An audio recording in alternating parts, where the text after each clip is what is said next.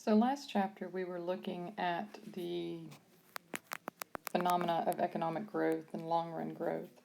And we ended the chapter discussing the business cycle, which showed short-run fluctuations.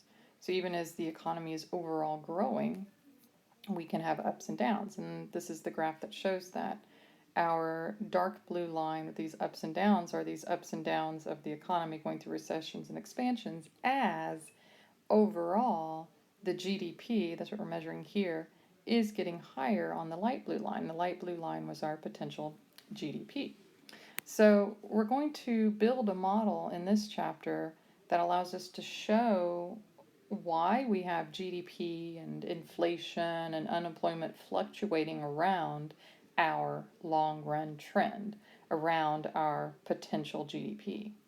And we're actually going to build two models, one which we call static, where we hold GDP growth constant, mainly so we can understand the mechanics of the model, the implications of the model.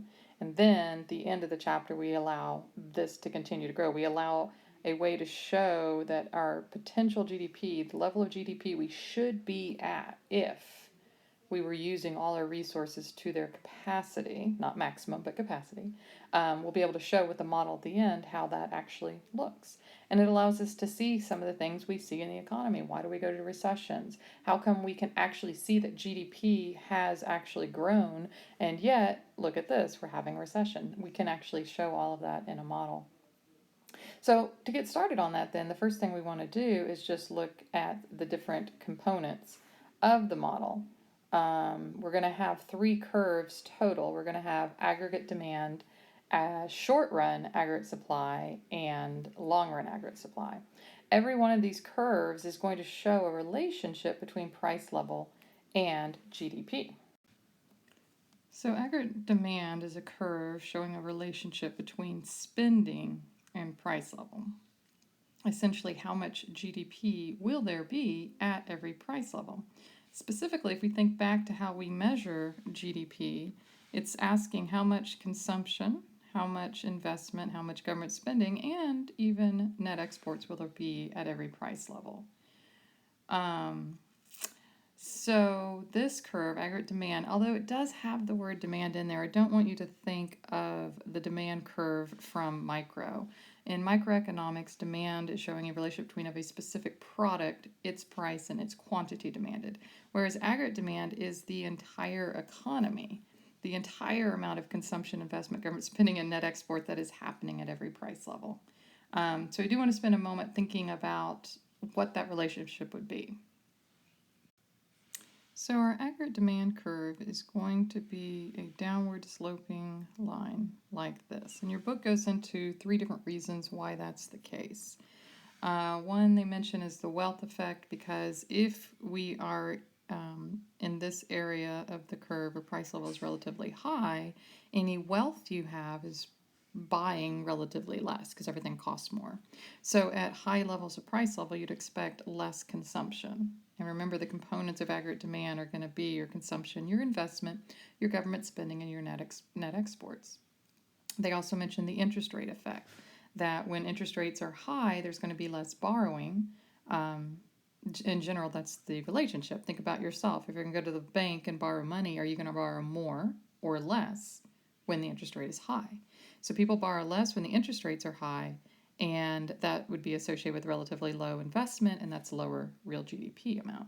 And then the third thing they mentioned was the international trade effect, is just the idea that if we have high prices in our country, relatively high prices, that means that when foreigners try to buy our goods, our stuff seems expensive, and so net export would be less. So these are just various reasons to understand that at high levels of prices that you're going to see a relatively low level of spending, and that's what the aggregate demand curve is showing us.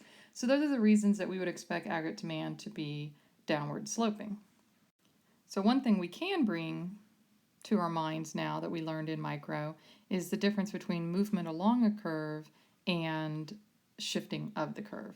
So when the price level changes, for whatever reason, we don't have to worry about the reason right now, but at this price level, we're going to have this GDP, price level falls, we simply move down along the curve to another level of real GDP. So in other words, if the only thing changing is the price level, you simply move along the curve.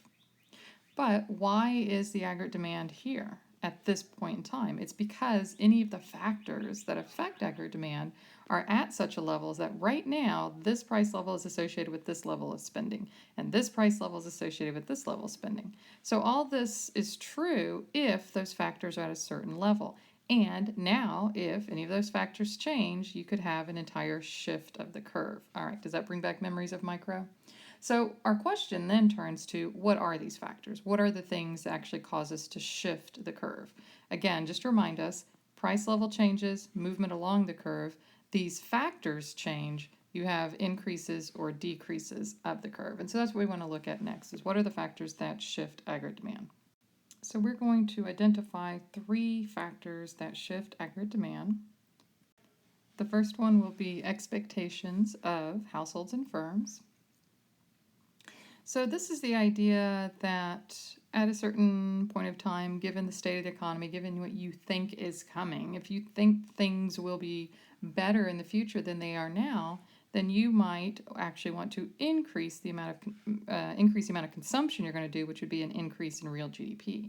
So just the expectations of households of good times coming can actually cause an increase in aggregate demand.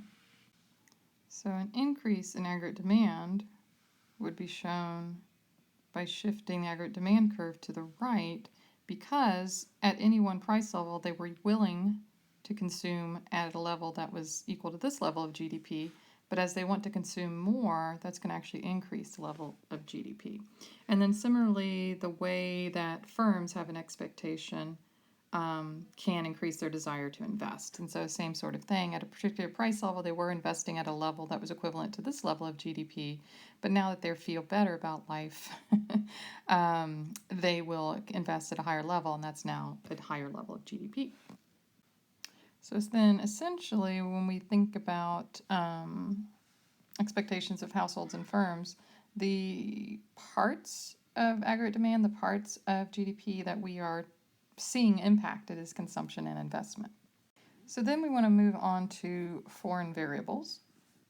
Foreign variables is a recognition that other economies are in existence in this world and they have their own expansions and recessions. So if something's happening in a foreign country to cause their economy to be better, they will buy more stuff domestically in their country, but they will also buy more of our stuff, and that's going to be our net exports that we're going to see growing as a result. And obviously, if they went through a recession, they would buy less of our stuff, and we would see a decrease in aggregate demand in that case. Finally, we're going to get to government policies. And government policies is definitely going to be government spending, for one. Some of this will be discussed in more detail in future chapters on fiscal policy and monetary policy, but we at least want to be aware that they play a role here in shifting aggregate demand.